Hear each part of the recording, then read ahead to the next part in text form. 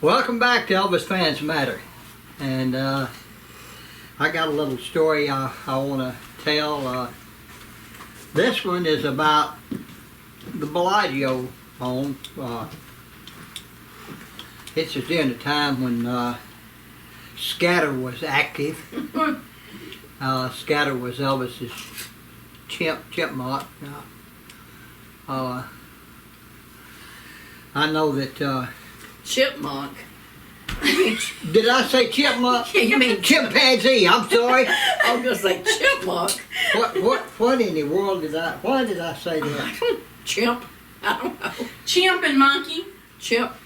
Well, that was a chimp, and I'm the monkey. Anyway, but I apologize. See, I don't think I'm getting Alzheimer's, but you know, you never know about things like that. But anyway, getting back to the story. Of course, you know, everybody, you know, heard about Scatter and all, and the way he was, and what he managed to destroy. I don't know if I've told this particular one, but on Bellagio, down in the lower section, it was actually a 3-level home. It was, you know, upstairs and the middle section and downstairs. Like Graceland. And yeah, like Graceland, and they had a big den down there, bar, all that, and had a big regular, theater-sized screen, and they had a projection room. And most of the time they had these electric curtains that kept, I'm putting it in front of my face, anyway, they kept the screen covered, you know, and, when you wanted to watch, you know, a movie or something, you just simply, you know, open the curtains and there was a screen there. And one night we got to acting and clowning around, and everybody was, you know, having a few drinks. You know, the hard stuff. I was dead drunk myself, right? No, I'm just kidding. But they did have drinks, and people that were there were, you know, drinking. Well, they let Scatter out, and he made his, you know, hair curling scream when he come in, as he usually does. And once he got your attention, then, you know, the hair on his back would stand up and he'd come in like that, you know. And he got to drinking, and how he would do that was simply watch somebody, and if they kind of moved off and left or was talking to somebody else, if they left their drink where it was, he'd get it. And he'd kill it, boy, real quick. Well, he got drunk, needless to say. And he was just staggering around that and all. And we was watching him, and of course, you know, he was running the girls down and trying to look up their dresses and all kind of stuff. That's much. He was smart, boy, and he was bad. But this particular time, he got to clowning around, and he was drinking and acting silly. He'd roll over and get up. You know, he was just acting something crazy, and so he jumped up on the curtain, and I'm talking about the curtain that covered the screen. Well, he got to swinging on the curtain, and he'd swing, and then he'd drop off onto the couch, which was, you know, real close and all, and he'd roll over and act funny and all that. And boy, you couldn't help but laugh at him, because he was a character. Well, he swung this one time, and it went around, and he just let go. When he did, he went right through that screen. I mean, and it just all over. And and Elvis just looked at him. He said, "I'll be damned." He said, "Of all things," he says, "All right, it's time to get him and put him up." So Drunk monkey. the drunk monkey had to go back to his cage. But he destroyed that screen because Elvis had to replace it, you know. But it also brings another story to mind too. During that time, Ralph Donner, a lot of you may know him, and a lot of you probably don't. He was a singer and all, and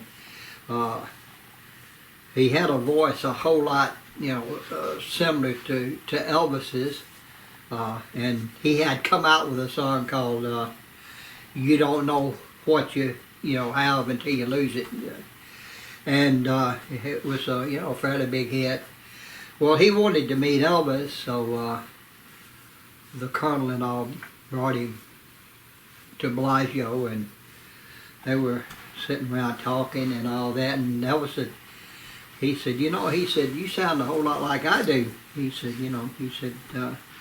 and Ralph Donner said, "Yeah, man." He said, I copy myself after you. He said, I'll be honest.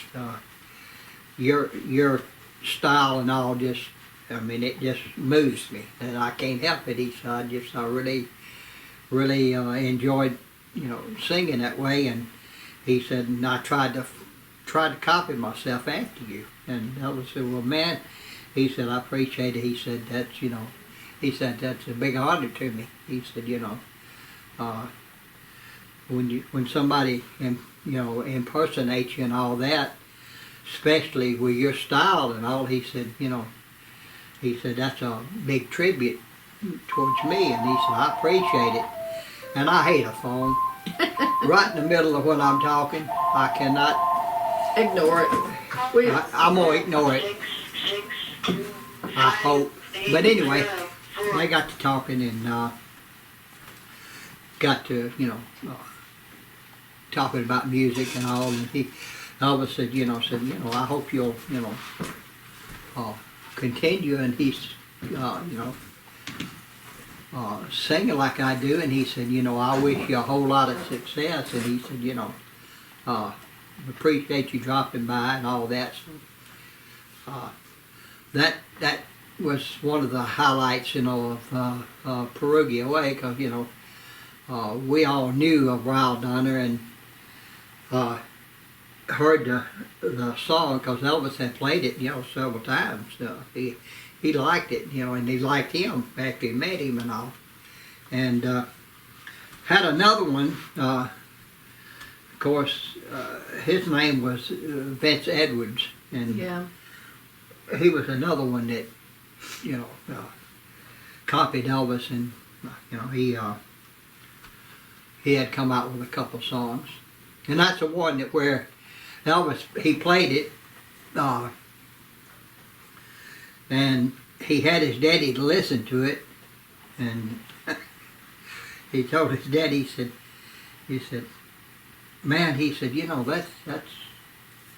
that's one of my songs there, that I recorded." He said, "Daddy, you know who that is?" He said, "Yeah, it's you, son." Damn. He said, "I know who it is." He said, "No, Daddy," he said, "that's not me." And Uncle Vernon said, "Yes, it is. I know it's you. I know your voice." He said, "No." He said, "That's not, Daddy." He said, "First of all," he said, "it's a guy named Vince Edwards." And he said, he recorded it with my band, and at Sun, I don't know if he done it I think he did it at Sun Studios. I think he did everything like Elvis did, the best I remember. And he said, "You got to be kidding." He said, "No." He said, "First of all, Daddy," he said, "the only difference is," he said, "I didn't have drums when this song come out." he said, I just had to, it was just a three-piece man, me and Bill and Scotty. And he said, you know, I didn't even notice it. He said, but you're right. He said, but golly, he said, that guy sounds boy, he sounds a whole lot like you. Was his name Everett or Edwards? I think it was Vince Edwards. I'm not, Edwards. I think, but I'm not positive. Or I could be Everett, wrong. But, yeah. I don't know. now, I'll look on it because I have both of his You have singles back there in the back. But anyway, if I'm wrong, I apologize for it. But anyway, these were some people, you know, back then who were impersonating Elvis. And so the impersonators have been around for a mighty long time. But that was one of the highlights of living on Bellagio Road, along with, you know. What happened about the firecrackers on Bellagio Road? Was it firecrackers or y'all were doing on Bellagio? I remember you and Richard. I remember you telling a story about something. You and Richard and maybe. No, that wasn't Bellagio with the firecrackers. Okay. I don't remember ever. Well, I do know it had these up around his windows. It had these little balconies that had, you know, wrought iron. Was that where y'all tried to smoke him out? No. Okay. No. We got a lot of stories. A lot of stories, but no, that wasn't it. But anyway, that was, like I say, that was some of the things that happened at Bellagio, and I just wanted to bring those two little stories up for you, the monkey and Wild Hunter, and hope you enjoyed it, and we'll kind of cut this one short. But anyway, just a reminder again, you know, hit that subscribe button, keep us going, because We appreciate we enjoyed every one it, of and we them. appreciate it, and we love all of you, and what do we always say? Elvis fans matter. Make sure to like, comment, subscribe, and share. Thanks for watching.